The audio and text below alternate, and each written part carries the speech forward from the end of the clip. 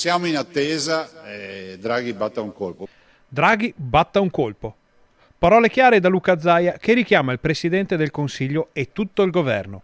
Sul piatto il tema dell'autonomia, dopo quasi 1600 giorni dal giorno del referendum e 4 governi che si sono avvicendati senza risultati.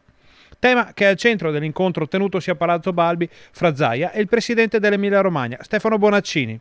Si arriva anche perché il percorso è iniziato, non si torna indietro, abbiamo fatto le nostre osservazioni, era al vaglio di Palazzo Chigi, adesso Draghi prende in mano il dossier e la chiudiamo lì.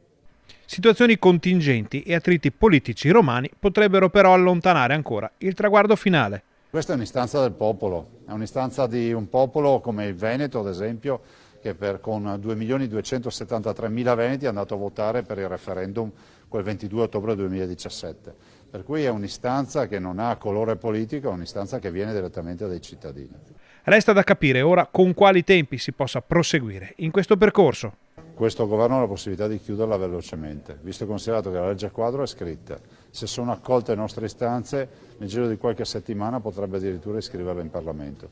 Quindi oggi dipende tutto da cosa decidono di fare a Roma.